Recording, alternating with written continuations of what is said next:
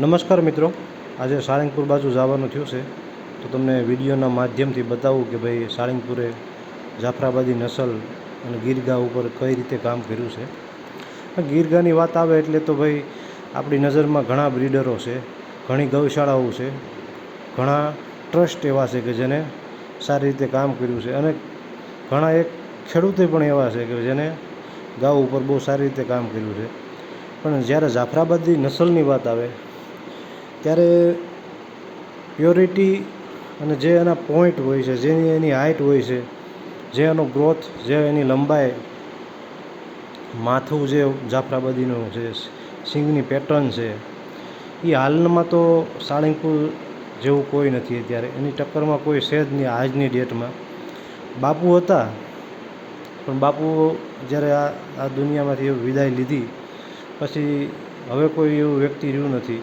અને એમ કહો કે ભાઈ સાળંગપુરની જાફરાબાદી નસલમાં સુધારો કરવામાં પણ કોઈનો પાયો હોય તો એ પ્રદીપસિંહ બાપુ જ હતા કે ભાઈ જે તે સમયે સાળંગપુરમાં પ્રદીપસિંહ બાપુએ એનો એક પાડો આપ્યો હતો અને એ સમયે એ પાડો ઓલ ઇન્ડિયા ચેમ્પિયન થયો હતો. એટલે જાફરાબાદી નસલમાં બાપુનું બહુ મોટું યોગદાન છે, એના પોતાના હળમાંય તે અને સાળંગપુર મંદિરમાંય તે. હવે આપણે વાત કરવી ગીર ગાયની, તો ભાઈ ગીર ગાય એની બહુ વખણાય છે, એમાં ના નહીં, પણ થોડાક સમયથી સોશિયલ મીડિયામાં પણ એ અફવાઓ હોય કે ભાઈ રાઈટ વાત હોય, આપણને ખબર નથી. બ્રુસેલાની વાત ઉડી હતી. હવે જો વિડીયોમાં તમને બતાવીશ, એ મારા મિત્ર છે વિજયભાઈ, જે જામનગર કલ્યાણી ગૌશાળા ચલાવે છે અને એને પોતાને ગાઉ ખરીદી હતી એટલે મને સાથે લઈને ગયા હતા. એટલે કંઈ હું કંઈ એવું જાણકાર નથી, પણ એક મિત્ર તરીકે મને કે હાલો સાથે એમ. અને આ જે વિડીયોમાં તમે હાલમાં જે જોઈ રહ્યા છો એ કાઠિયાવાડી કન્નૈયો છે. એ કાઠિયાવાડી કન્નૈયાની આ ગા પછી એક વાત કરીશું આપણે. અને જે વિડીયોમાં અત્યારે તમે જે ગા જોઈ રહ્યા છો એ ગા એક પણ ડિલિવરી દીધી નથી, પણ એની લંબાઈ ઊંચાઈ બહુ જોવાલાયક છે. તમે અત્યારે જે જોઈ રહ્યા છો, મેં તો આવડી ઊંચાઈ લંબાઈવાળી ગા આપણે જોઈ નથી બહુ.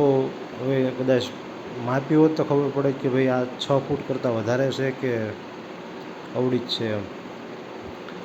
હવે વાત મેં તમને પહેલાં કરી હતી કે ભાઈ કાઠિયાવાડી હોર્સ જે કન્નૈયો હતો, એ કન્નૈયાનો જે ફાધર છે ચંદ્રાએ ઘણા બચ્ચા આપ્યા છે કાઠિયાવાડીમાં, પણ કન્નૈયા જેવું બચ્ચું અત્યાર સુધીમાં ચંદ્રાએ આપ્યું નથી. જે કાઠિયાવાડી હોર્સના જે શોખીન છે એને તો મોસ્ટ ઓફ ખબર છે, પણ જેને ખબર નથી ગાવું જેનો વિષય છે, ભેહું જેનો વિષય છે, હોર્સ જેનો વિષય નથી, એને જરાક જાણકારી આપી દઉં કે ભાઈ સાળંગપુરમાં જે કન્નૈયો છે એ એક અદ્ભુત છે અને એની કવરિંગ ફી અત્યારે 11,000 રૂપિયા છે અને બહુ સારા બચ્ચાનો બાપ પણ બની રહ્યો છે એ. હવે સાળંગપુરની ગાઉ ઉપર આપણે વાત કરવી તો જે તે સમયે હું આવ્યો ત્યારે સંખ્યા બહુ વધારે હતી ગાઉની. અત્યારે તો કદાચ એ સિલેક્ટેડ વસ્તુ રાખવાની ગણતરીમાં આવે છે એટલે સંખ્યા ઘણી ઓછી થઈ ગઈ છે. અને એમ કહો કે ભાઈ જે બ્રુસેલા રોગ છે ત્યાં આવ્યો છે એમ કહે છે. હવે એમાં કેટલી સાચું છે ખોટું છે એ તો ભાઈ આપને ખબર નથી, પણ આટલું લગભગ છેલ્લા 7 વર્ષથી હું આ ગૌશાળાને આ મુલાકાતો ઘણીવાર લીધી છે, મેં વિડીયો મેં ઉતાર્યા છે, પણ કોઈ દિવસ યુટ્યુબ તો 1 વર્ષથી હું આમાં આવ્યો છું એટલે યુટ્યુબમાં મેં મૂક્યા નહોતા. બાકી 7 વર્ષથી અહીંયા જવાનું થાય છે એટલે સંખ્યા તો આટલી ને એટલી હોય જ છે. અત્યારે તો હું એમ કહું કે ઓછી છે, પણ એ વખતે તો બહુ વધારે હતી. એમ કહો કે ભાઈ કેટલી સેલિંગ કરી છે, કેટલી બ્રીડિંગ કરવા માટે બુલ આપ્યા છે. હવે આ બધો શ્રેય એમ કહો કે ભાઈ જે પ્રમુખ સ્વામી મહારાજ હતા એને બહુ નસલ સુધાર ઉપર, અને એમ કહો કે નસલ સુધાર તો એક અલગ વાત છે, પણ પ્રેમ હતો જાફરાબાદી નસલ ઉપર, ગીર ગાય ઉપર. આ એનું જ કારણ છે કે ભાઈ ત્યારે સાળંગપુર મંદિર આ લેવલ ઉપર છે.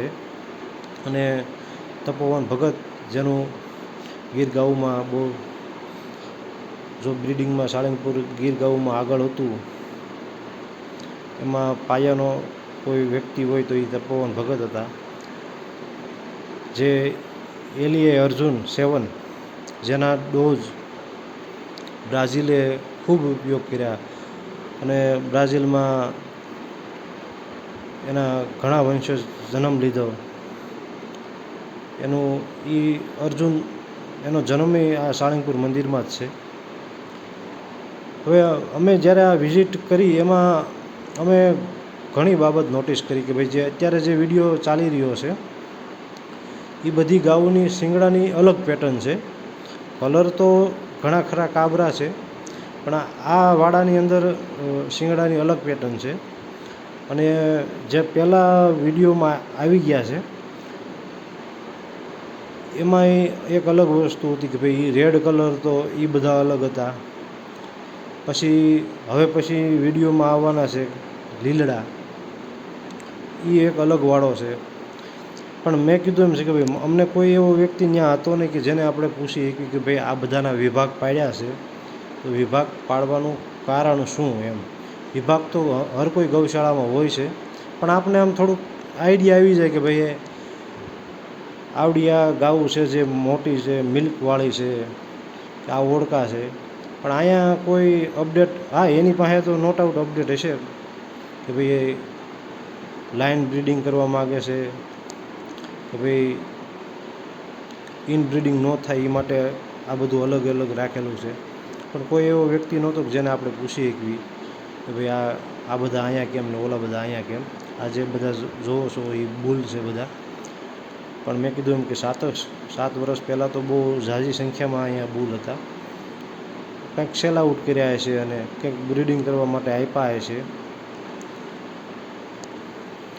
સાળંગપુર જાવી એટલે ફક્ત જોવાની દૃષ્ટિથી આપણે જવું જોઈએ.